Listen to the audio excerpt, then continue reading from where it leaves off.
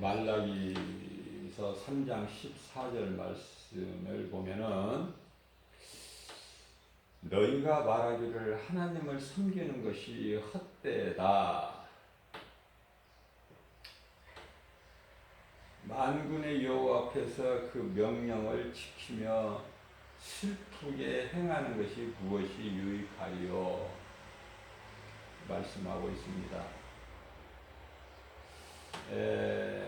이 말씀은 말라기 시대를 살았던 하나님을 믿는다는 자들의 그 마음이죠. 하나님을 섬기는 것이 헛되니 만군의 여호와 앞에서 그 말씀, 계명, 그 하나님의 명령을 지키며 슬프게 행하는 것이 무엇이 우리에게 유익하냐, 이런 거예요.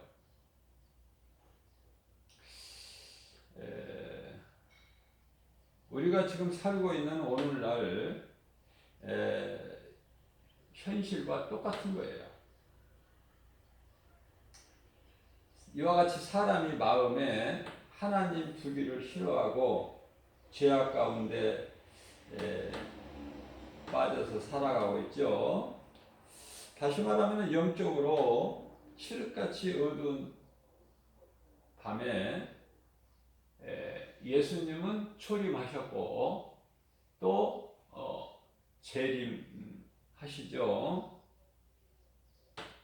예수님이 오시기 위해서는 칠흑같이 어두워야 돼요. 영적으로 우리가 살고 있는 이 세상이 평안하고 사랑이 있고, 그런데 하나님께서 오십니까?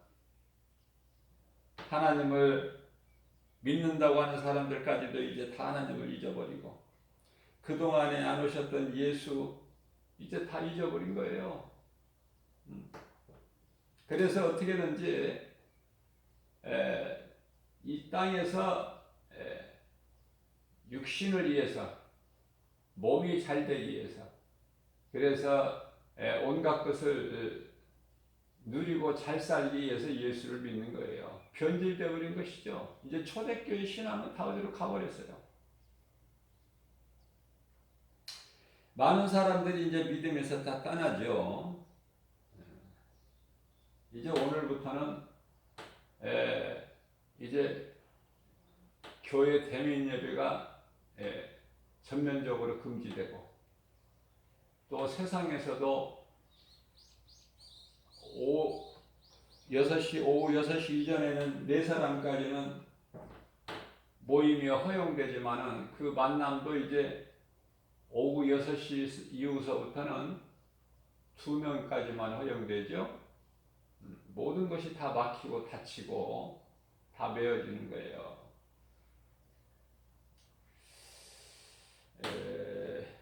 하나님께서 이와 같은 재앙을 주시는 것은 회개하라는 거예요.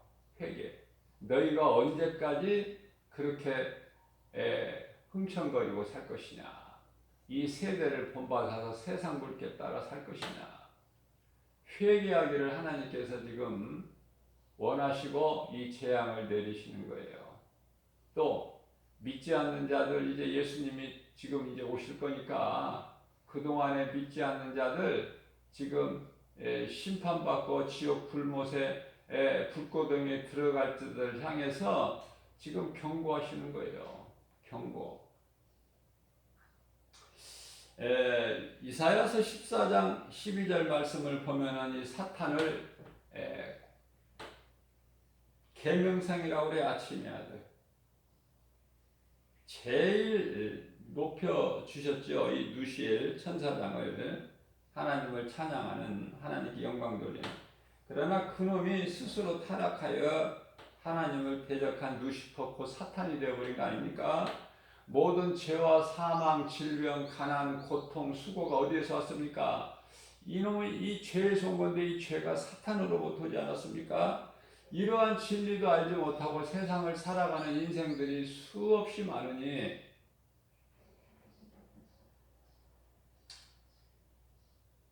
자유를 얻을 수 있는 능력은 오직 복음밖에 없어요. 복음. 누군가로부터 복음을 듣고 내가 변화되기 전에는 사망에서 생명으로 옮겨질 수가 없어요. 처음 사람 아담은 사탄의 거짓말에 속아 범죄한 인간이 되었죠. 거짓말이라는 것은 물고기를 유혹하는 꼭 마치 낚싯바늘과 같은 거예요. 모르는 사람들은 그 먹을 것을 보고 그냥 덥석 물었다가 바늘에 딱 걸리는 거 아닙니까? 낚싯바늘에. 예수 그리스도께는 사탄의 권세를 꺾으셨어요. 그렇기 때문에 이제 더 이상 그 마귀의 올무에 걸리지 마라. 마귀의 시험에 미혹에 걸려들지 말라는 거예요. 이제는 무엇이 진리고 무엇이 거짓이고 이걸 깨달으라는 말씀 아닙니까? 예수님께서 마귀를 멸하시고 우리를 묶고 있는 흑암의 결박을 끊어 주셨잖아요. 다윗이 골리앗과의 싸움에서 이긴 것 같이 이스라엘이 블레셋을 이긴 거 아닙니까? 이것은 전체가 싸운 것이 아니라 대표성의 원리에 의해서 모든 마귀 새끼들 또한 마찬가지예요. 예수님께서 그 대장 원수 마귀 사탄을 이제 그 머리를 박살내셨기 때문에 그 따르는 이제 그 조물애기들 귀신들은요 타락한 천사들로 인하여 천사들이기 때문에 그들의 대장되는 아비를 이제 그 따르는 거 아닙니까?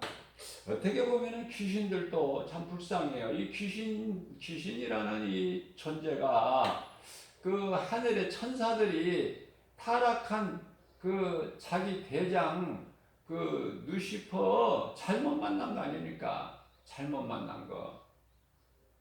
그래서 있어야 될 그 좋은 하나님 보좌 있는 저 3층 안을 하나님 나라에서 쫓겨나가지고 그 대장 원수 마귀 사탄을 따라서 이 땅에 내려와 공중권세 잡고 있는 마귀를 따르는 조물애기들 귀신들 아닙니까? 그 귀신들은요 타락한 천사들이죠. 그래서 불쌍해요. 어떻게 보면은 귀신들은 그냥 슬퍼하죠. 슬퍼해요. 육체가 없는 귀신은 회개를 못해요. 그래서 육체를 가진 사람은 회개할 수가 있어요. 사람만이 회개할 수가 있다. 어떤 죄를 지었을지라도 회개하면 살아요. 하나님 보시기에 사람은 산자가 있고 죽은 자가 있다. 그 사람 속에 성령이 있는 자와 악령이 있는 자가 있다는 말씀이죠. 나는 아무것도 없다. 내 속에는 아무것도 없다. 나는 아무것도 믿지 않는다. 이런 무신론자들은 자기 자신을 믿는 우상숭배, 자기 자신이 우상이에요. 자기 자신을 믿는 우상숭배죠. 그래서 아무것도 없는 빈 마음은 없어요. 마태복음 12장 43절 이하 44절 말씀을 보게 되면은 빈 마음에는 귀신이 반드시 그 마음을 점령하고 있기 때문에 그 형편은 심히 어렵죠. 우리가 이 형편이 어렵다는 것은 꼭 육체적인 것만이 아니라 궁극적으로 그 영혼이 죽어버린 거예요. 영혼이. 그러니까 몸은 살아있으나 몸으로는 잘 되고 껄껄거리고 웃고 즐거워하면서 그 자랑하면서 살지만은 하나님이 보시기에 우리를 만드신 하나님 보시기에는 어때요? 그 죽은 자다 이렇게 말씀하셔요. 장례식에도 가지 못하게 말씀하셔요. 그런데 갈 필요도 없다. 죽은 자는 죽은 자들이 장례하고 너는 장례하게 하고 너는 나를 이대로 따르라. 하나님의 말씀을 듣는 거예요. 하나님 말씀을 따르는 거예요. 다시 말하면 우리의 생명 되신 예수님을 따르는 길이 가장 좋은 거예요. 가장. 사람은 그 성령이나 악령으로부터의 지배를 당하게 되어 있어요. 누군가를 그 어떤 것을 의지할 수밖에 없는 약한 존재이기 때문에 그렇죠. 그래서 성령은 회개하고 복음을 믿을 때 그 사람 마음속에 들어오셔요. 악령은 불신자 속에 죄로 들어와서 그 사람의 육체의 생각을 지배해버리죠. 자, 이제 아담으로부터 모든 사람은 죄로 사탄의 지배를 받고 마귀 종으로 살고 있죠. 그러한 죄인을 구원하시기에 이 땅에 인간으로 오셔서 십자가에 달리셨으니 그분이 예수 그리스도 아니십니까? 죄 문제를 해결해 주셨어요. 마귀를 멸하셨어요. 그 이름 예수. 그 예수 이외에는 다른 이름으로는 구원 얻을 만한 이름이 없어요. 하나님이 안 주셨기 때문에. 자, 그래서 내가 예수 믿고 내 속에 성령이 들어와 계시다면은 그 믿음을 끝까지 지켜서 내 속에 들어와 계신 생명 되신 성령을 소멸하지 말라고 데살로니가전서 5장 19절에서 말씀하고 있어요. 히브리서 10장 26절 말씀입니다. 그것은 우리가 진리를 아는 지식을 받은 후에 이제 성령을 소멸하게 되면은 이스라엘 초대왕 사울왕 같이 하나님을 떠나서 그 사울 왕 안에 있는 성령이 소멸되어 버리죠. 하나님께서 거두어 버리시기 때문에 악령이 들어가는 거 아닙니까? 우리가 진리를 아는 지식을 받은 후에 죄를 다시 범하면은 다시는 이제 속죄할 수 있는 제사가 없어요. 예수님께서 다시 오셔서 십자가에 달리실 일은 없거든요. 그러니까 어리석은 자가 되지 말고 그 믿음을 지키라는 거 아닙니까? 27절 말씀입니다. 오직 무서운 마음으로 심판을 기다리는 것과 대적하는 자들이 누구예요? 마귀와의 거짓 선지자들 아닙니까? 그들을 태울 맹렬한 불만이 있다는 거예요. 불만. 심판과 지옥만 있다는 거 아닙니까? 영원히 타는 불구덩이, 지옥 불목. 창세기서 3장 6절 말씀입니다. 여자가 그 나무를 본즉 먹음직도 하고 보암직도 하고 탐스럽기도 한 나무인지라 여자가 그 열매를 따 먹죠. 그리고 자기 남편에게도 주매 그도 먹은지라.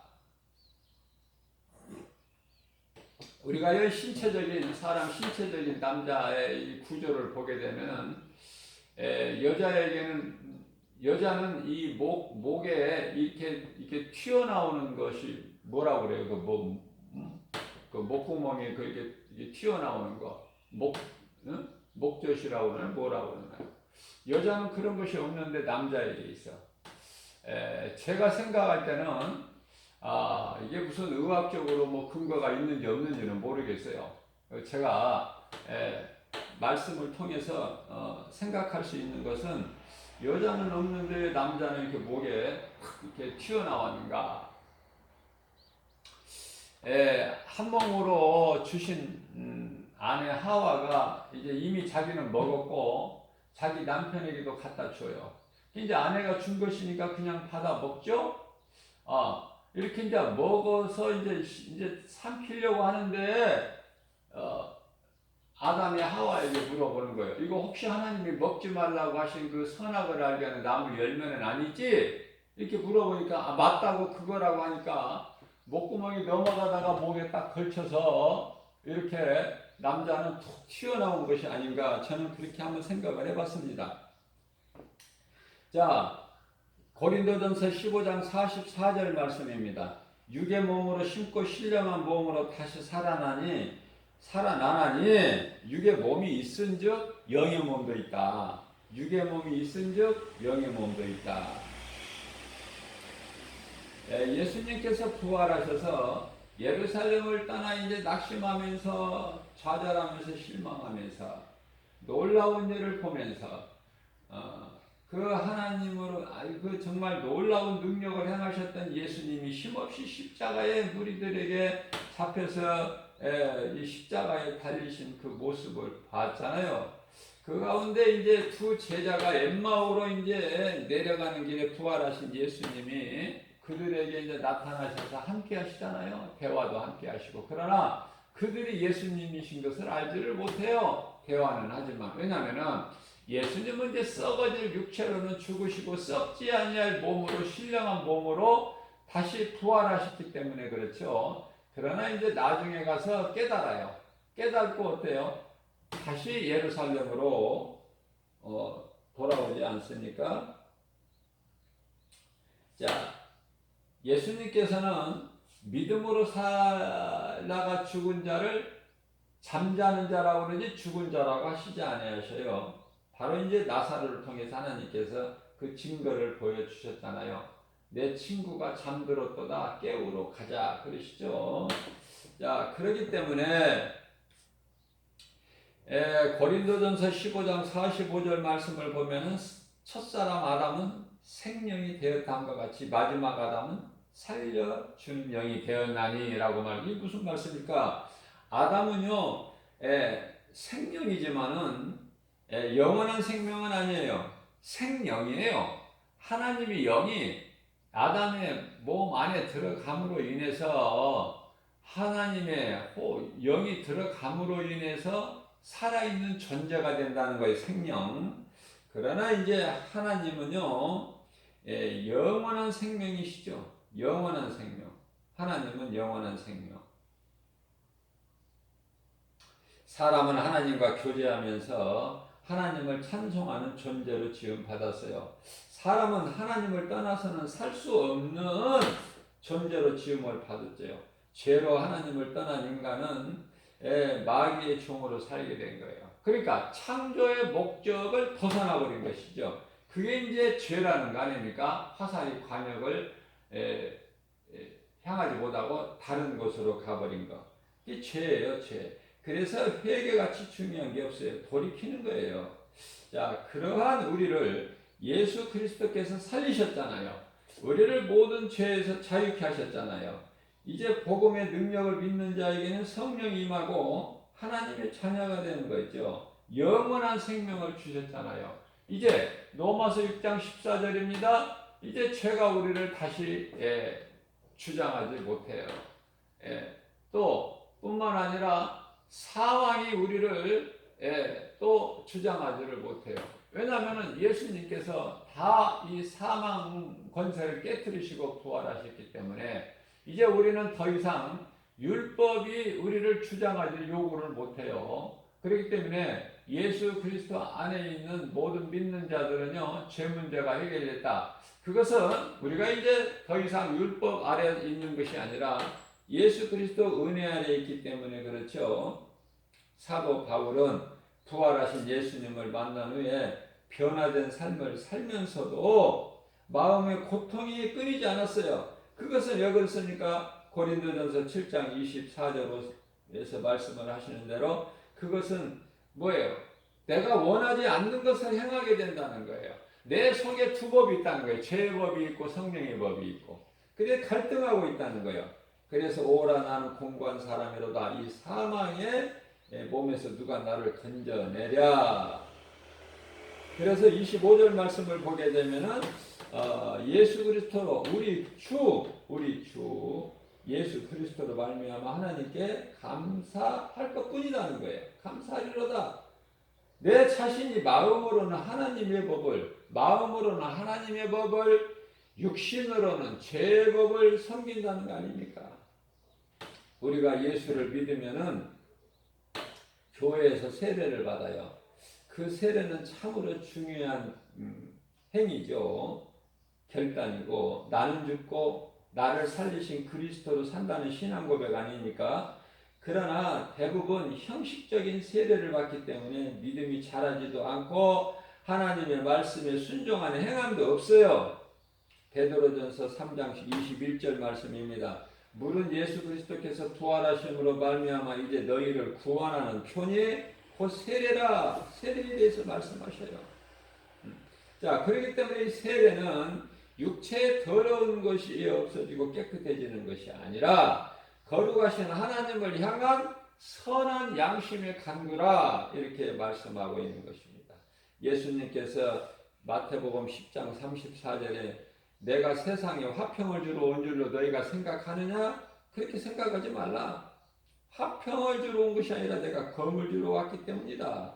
예수 믿음으로 믿지 않는 사람과 멀어지게 되죠. 관계가 끊어지고 세상을 등지고 살아가야 되기 때문에 그래요. 그리스도인은 세상을 따라 사는 것이 아니라 이 세대를 본받아 사는 것이 아니라 세상을 등지고 거슬러 살아야 돼요. 성령과 이 육신의 생각은 회방을 하기 때문에 그래요. 서로 반대죠. 그래서 생명길로 가는 십자가의 길은요, 결코 평안하고 아름답고 화려하지가 않고 정말 외로운 길 아닙니까? 좁은 길이잖아요. 그래서 35절 말씀을 보면은 내가 온 것은 사람이 이제 가정을 두고 말씀하신 거예요. 아버지와 딸이 어머니와 며느리가 또 시어머니와 불화하게 하려면이 그 가정에 불화가 있고 화목하지 못한 것은요,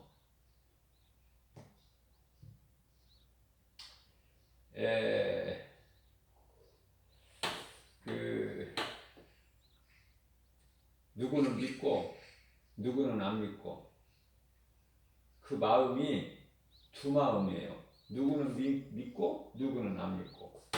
그래서 이 모든 가족이 예수를 그냥 다 믿든지 아니면 예수를 안 믿고 우상을 섬기든지 그러면은 가정이 평안해요. 화목하고. 그러나 누구는 믿는데 어떤 가족은 또 안 믿고 그러면은 이제 갈등을 하게 되는 거예요. 그것은 이제 영적으로 다르기 때문에 그렇죠. 그래서 마태복음 12장 36절 말씀 아닙니까? 사람의 원수는 마태복음 12장이 아니라 10장 36절 말씀에는 사람의 원수가 자기 집안 식구다. 원수가 멀리 있는 것이 아니라 자기 집안 식구가 원수야. 예수님 말씀이에요. 자, 믿는 자는 믿지 않는 가족에게 예수를 믿어야 될 것을 권면을 해줘야 돼요. 믿지 않는 가족은 믿는 가족의 말을 들어야 되는데 믿지 않는 자는요, 이제 해결을 해야 돼. 스스로. 누가 대신 해결을 해줄 수 있는 것이 아니라 스스로 회개를 하고 돌아와야 되는데 그게 이제 누가복음 15장에 나오는 돌아온 탕자 아닙니까? 하나님께로 돌아온 탕자는 용서뿐만이 아니라 모든 복을 받는데요. 영원히 사는 생명을 얻는 천국잔치의 주인공으로 참여하는 거 아닙니까? 가족에 대해서 또 예수님께서 디모데를 통해서 말씀하십니다. 5장 8절 말씀 누구든지 자기 친족 특히 자기 가족을 돌보지 아니하면 믿음을 배반한 자요 불신자보다 더 악한 자다 이렇게 말씀하시고 불신자보다 더 악한 자다. 가족을 돌보지 않으면 돈 벌어서 가족들을 잘 먹여 살리고 이런 뜻이 아니라 이런 말씀이 의미가 아니에요.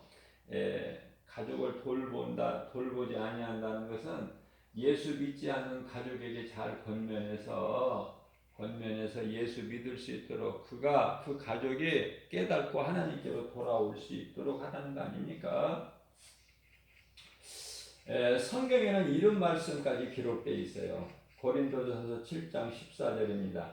믿지 아니하는 남편이 아내로 말미암아 거룩하게 되고 믿지 아니하는 아내가 남편으로 말미암아 거룩하게 되나니 그렇지 아니하면 저도 저의 자녀들도 깨끗하지 못하니라. 예수님은 이 이혼을 허락하지 아니하셔요. 율법은 허락하지만은 모세 율법은 예수님은 허락하지 아니하셔요. 왜 모세 율법을 통해서 이혼 증서를 써주고 이혼을 하는 것을 허락을 하느냐면 율법에서는 그들의 마음이 완악하기 때문에 그렇죠. 자, 그래서 15절 말씀입니다. 혹시 믿지 아니하는 자가 갈리거든 갈리게 하라. 믿지 않은 자가 하나님을 믿지 않는 자가 믿는 자로부터 헤어질 것을 원하면 그것은 이제 허락하라는 거예요. 헤어지라는 거예요. 믿지 아니하는 자가 우리 헤어지자고 하면은 헤어지라는 거 아닙니까? 예수님도 형제나 자매나 이런 일에 구애될 것이 없다.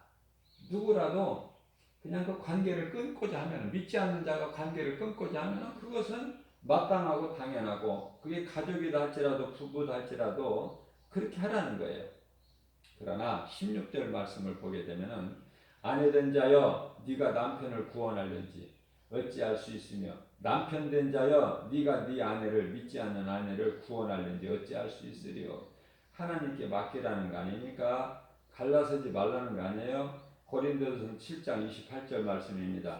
그러나 장가가도 죄는 죄 짓는 것이 아니고 처녀가 시집가도 죄 짓는 것이 아니로되 이런 이들은 육신의 고난이 있으리니 시집장가가는 것이 좋은 것만은 아니라 육신의 고난이 있다는 거예요. 그래서 너희를 아끼기 때문에 너희에게 시집가고 장가가고 그런 짓 그렇게 하지 말라는 거예요.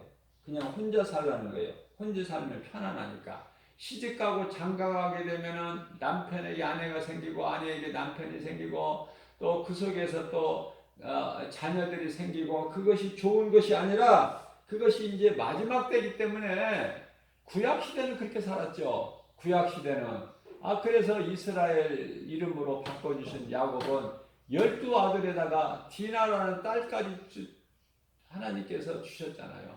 그러나 이제는 지금은 마지막 때이기 때문에 시집가고 장가가고 이것이 문제가 아니야. 지금 이게 좋은 게 아니야.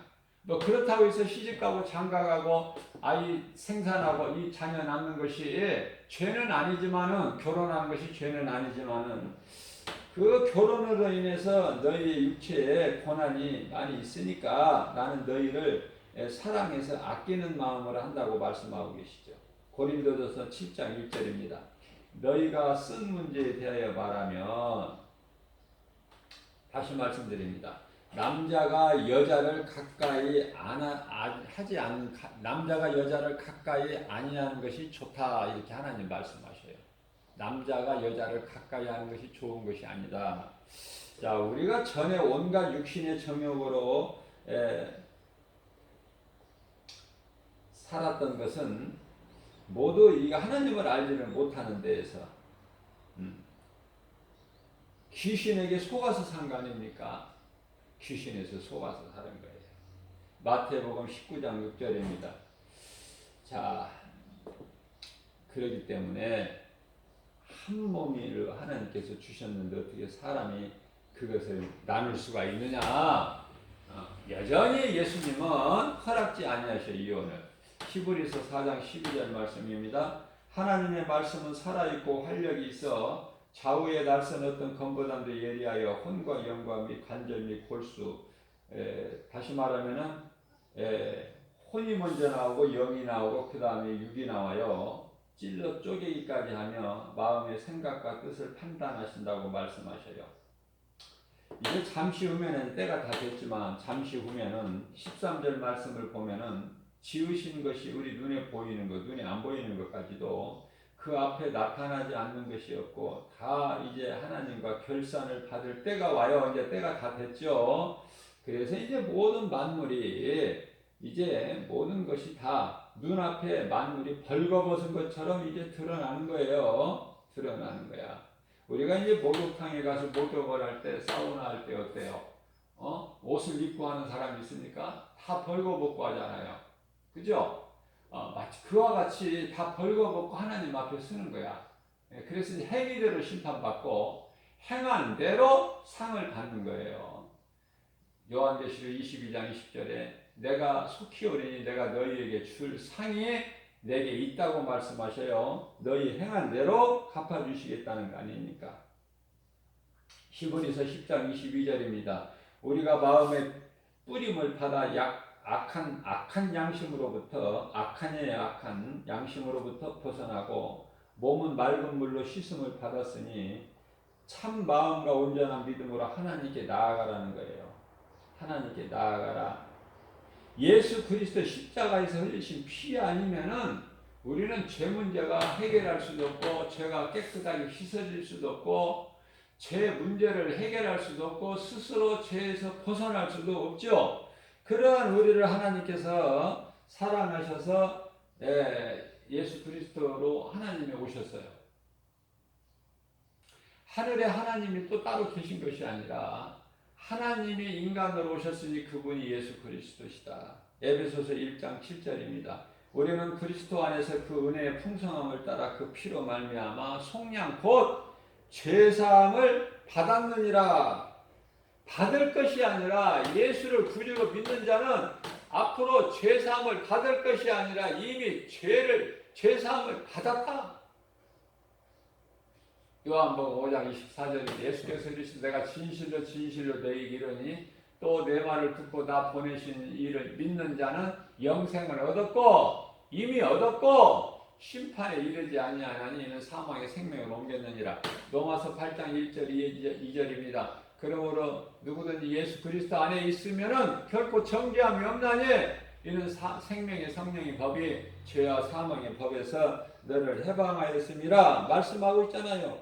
이미 과거 완료형이 끝난 거예요. 예수를 믿으면 생명을 얻은 거예요. 얼마나 놀라운 하나님의 크신 은혜입니까? 얼마나 우리가 말로 형용할 수 없는 하나님의 사랑입니까? 그죠? 그래서 그리스도 십자가는 온 인류의 역사상 가장 위대한 사건 아닙니까? 요한복음 3장 19절입니다. 그 정죄는 이것이니 곧 빛이 세상에 왔을 때 사람들이 자기 행위가 악함으로 빛보다 어둠을 더 사랑한 것이다. 빛으로 예수님이 이 어두운 세상에 오셨으나 사람들이 자기 행위가 악함으로 빛보다 어둠을 더 사랑한 거 아닙니까? 빛보다 어둠을 더 사랑해요. 그리스도는 빛이시고 그리스도를 믿는 자, 그리스도 안에 있는 자는 빛의 자녀 아닙니까? 요한복음 16장 36절에서 말씀하고 있잖아요. 또한 뿐만이 아니라 빛의 자녀뿐만 아니라 빛이 아직 너희에게 있으니 빛을 믿는 자들은 빛의 자녀가 된다고 말씀하시지 않았어요? 자, 그렇기 때문에 우리는 빛의 자녀만 이와 같이 빛의 자녀만 되는 것이 아니라 또 요한복음 1장 12절에서는 하나님의 자녀가 되는 거예요. 하나님의 자녀가 되는 권세를 주신다고 말씀하고 있어요. 이 얼마나 놀라운 은혜입니까? 그죠?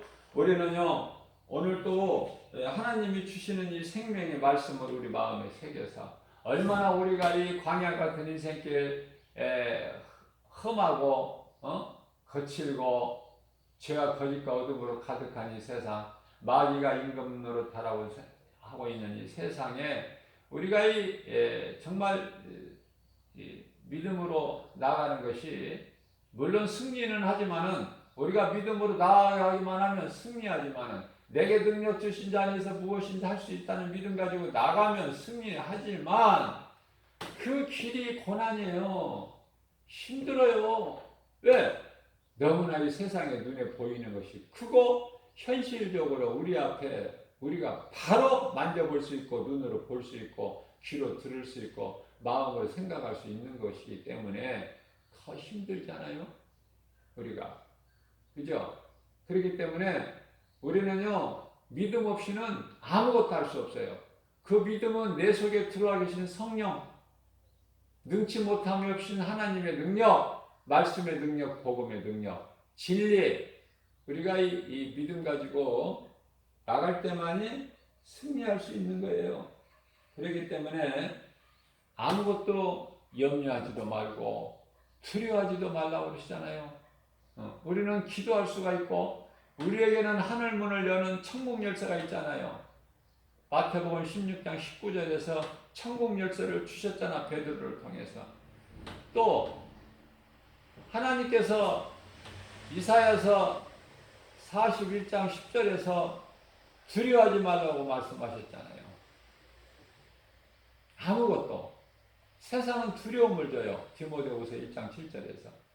근데 우리가 두려워하지 말 것은요, 예수님께서 이사야서 43장 1절 2절에서 말씀하신 바 우리를 창조하셨기 때문에 내가 너를 창조하였고 내가 너를 구속하였고 내가 너를 지명하여 불렀나니 너는 내 것이라. 네가 강을 건널 때라도 물이 너를 침몰하지 못할 것이며 네가 불 가운데 지날지라도 불이 너를 사르지 못하리라. 이렇게 말씀 선포하셨잖아요. 그 말씀을 아멘으로 받는 거예요. 두려운 마음이 때때로 오더라도 이 말씀으로 이기는 거 아닙니까? 이사야서 41장 10절 말씀입니다. 너는 두려워하지 마라, 내가 너와 함께함이라. 놀라지 말라, 나는 내 하나님이 됨이니라. 내가 너를 도와주리라. 참으로 내가 너를 굳세게 하리라. 참으로 내가 너를 도와주리라. 참으로 나의 의로운 오른손으로 너를 붙들어 주리라 말씀하셨잖아요. 이 말씀으로 우리가 세상 환경을 눈에 보이는 걸 이기고 나가는 거예요. 독수리 같이. 우리가요 잠언서 24장 16절 말씀입니다. 의인은 7번 넘어질지라도 다시 일어나는 거 아닙니까? 그러나 악인은 넘어지면 그대로 끝나는 거야. 우리는 다시 일어나는 거야. 내가 넘어졌다가도 예수님 말씀 생각하고 다시 일어나는 거 아닙니까? 다시 새 힘을 얻고. 오늘도 우리를 사랑하셔서 우리 연약함을 아시고 우리 예수님께서 우리를 사랑하셔서 이러한 생명의 말씀을 영양식으로 주셨으니 이 말씀을 먹는 저와 여러분들 오늘도 모든 일에 예수의 이름으로 무슨 말이나 일이나 승리하고 나가는 우리 모두 되시기를 주님의 이름으로 축복합니다.